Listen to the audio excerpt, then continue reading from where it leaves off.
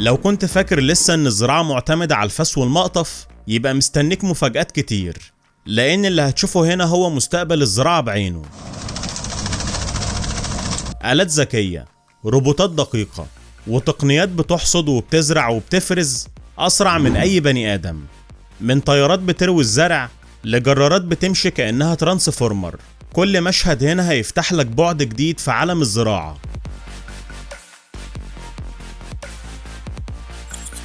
سبحان الله وبحمده، سبحان الله العظيم.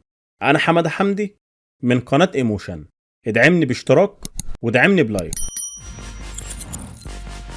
المكنة دي مش بس بتساعدك، دي حرفيا ذكاء اصطناعي بيمشي على العجلات، ومن خلال نظام ايزو بوس بتتواصل مع الجرار زي الطيار ما بيتواصل مع برج المراقبة. كل حاجة متراقبة بدقة، طول المقص والسرعة والارتفاع. من الاخر العنب بيعمل قصة مخصوصة بدقة عملية جراحية.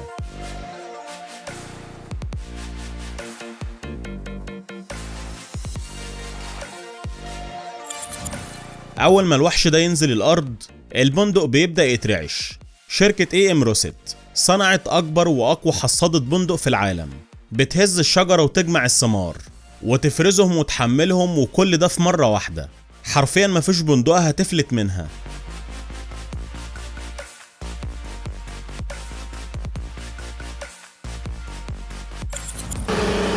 جهاز واحد كويس، بس لما يكونوا جهازين اكيد هيكونوا اجمد. آلة افرون بتنزل بدراعين قابلين للتمدد، وبتنظف الناحيتين في نفس الوقت، وبحركة واحدة هتلاقي السور متساوي بالملي من غير لف ولا دوران.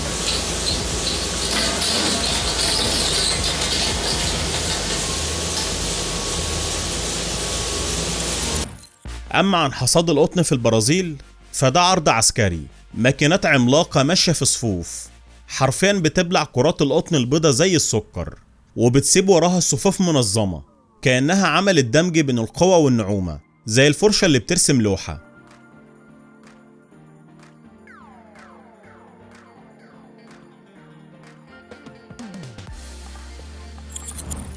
مين قال ان الجرار مش ممكن يبقى ترانسفورمر؟ الجرار فيا تاجر اتعدل وبقى بيمشي على 8 عجلات علشان يستخدم في وضع خراطيم الري بين الزرع من غير ما يبوظ ولا ورقة، كأن في مهندس زراعي دمج مع ريبوت ترانسفورمر.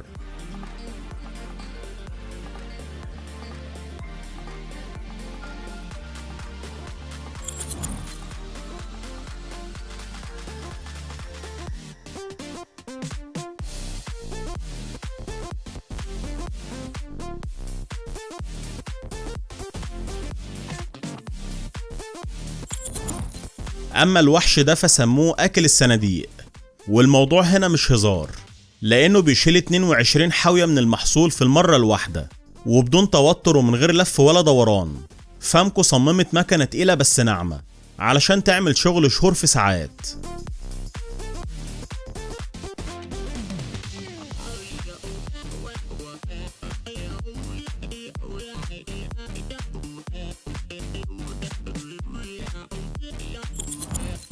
السبانخ من النباتات الحساسة جدا، لكن المكنة دي بتتعامل معاها كأنها بورسلين، بتقطع وتجمع وترص في صواني، والمنتج جاهز للتغليف، وكل ده من خلال عصاية تحكم واحدة.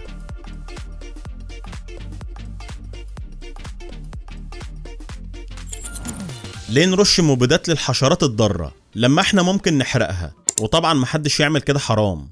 المزارعين في امريكا بيحرقوا الحشائش حرفيا.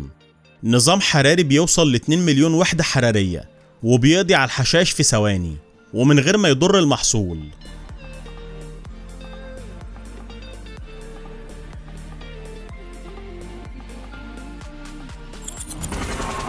اللي قدامك دي أسطورة في السماء، لكن دلوقتي بقت مساعد للمزارعين. الطيارة دي بتطير من 5 نقط في المطار، وبتروي الأراضي بدقة جراحية. زمان كانت بتنقذ المصابين في الغابات، ودلوقتي بتنقذ المحاصيل من الحر. موتور واحد ومروحتين، واتفرج على الاحترافية المطلقة.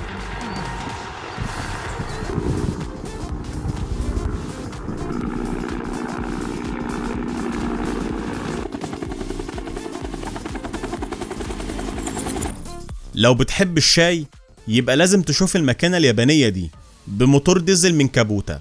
بتجمع أول دفعة طازة من أوراق الشاي بكل لطف ودقة، 3 سلندر وتبريد مائي، حرفيا إنتاجية كل المزارعين بيحلموا بيها.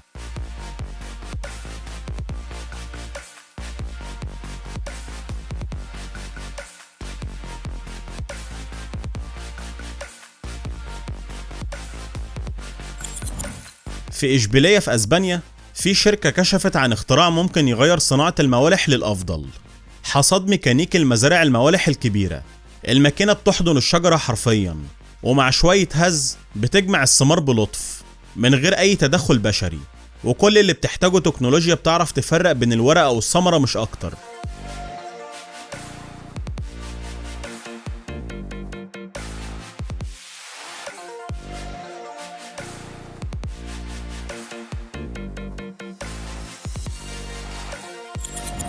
لو عايز تنقل شجرة كاملة بجذورها، شركة ديمونت تك هتدخل المشهد. آلة ضخمة مدورة بتحضن الشجرة وتحفر لها من غير ما تبوظ أي حاجة، وتنقلها كأنك بتنقل كائن حي بكل رقة واحتراف.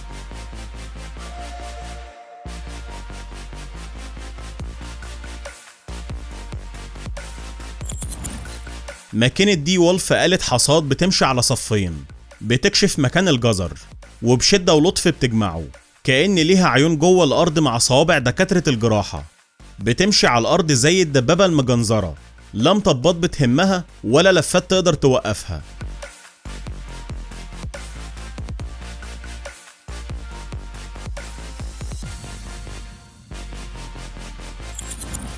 أما الماكينة التانية دي فبتشتغل على صف واحد بس، معمولة مخصوص للبصل الأخضر، بتشده من الأرض وترصه على السير بنظام، والناس اللي على المنصة يدوب بيجمعوا بسرعة وراها وملحقين عليها بالعافية. كل حاجة ماشية بسلاسة من غير دوشة ولا ضغط.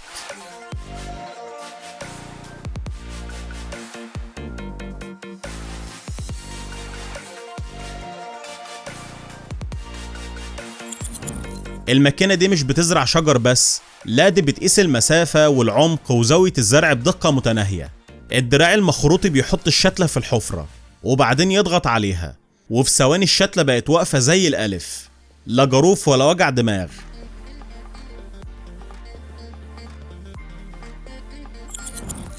حصادة ستيفيا داخلة الغيط كأنها دي جي بيشغل مهرجانات. في المقدمة في اسطوانة دوارة بتقطع الزرع بقوة مجنونة، وكل الكتل النباتية بتتحوش من غير أي فقد.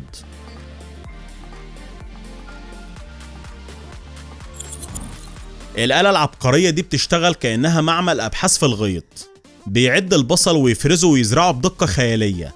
كل حاجة أوتوماتيك من أول ما تتحمل لحد ما تفرمل، وكل خطوة متراقبة من خلال شاشتين بيراقبوا كل خطوة.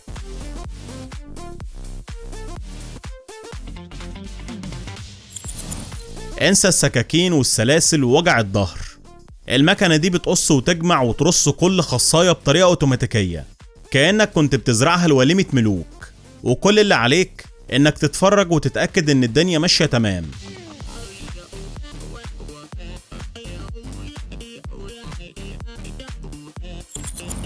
الجزر خلاص مبقاش محتاج يتشال بالإيدين، كل اللي عليك تسيب المكنة دي تسخن شوية وهي تشيل الجزر من الأرض وتنضفه وترصه أسرع من أمهر العمال.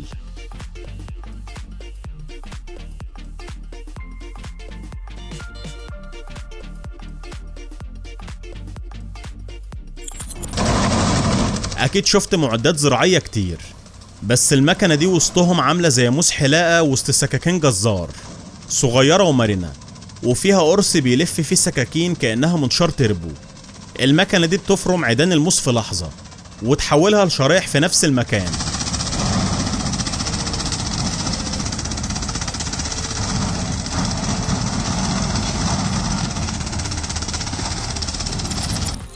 في ألمانيا عباد الشمس بيتحصد وكأنك بتتفرج على فيلم سوبر هيرو. الوحش ده مع الجرار ده بيطير حرفيا فوق الغيط وبيقطع رؤوس الزهور وبيفصل الحبوب ويرمي الباقي في ثواني، وبيحصد لحد 18 طن في الساعة، يعني هيخلص قبل ما ترمش بعينك.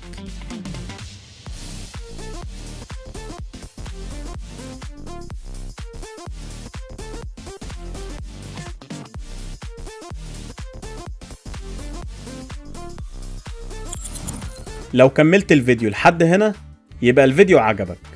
انزل اكتب لي في التعليقات ايه اكتر جزء عجبك في الفيديو. ما تنساش الاشتراك في القناة، وكمان ما تنساش اللايك، واوعى تنسى اهم حاجة انك تدعي لاخواتنا في فلسطين. اشوفكم الفيديو الجاي ان شاء الله. رب الخير لا يأتي الا بالخير. سلام.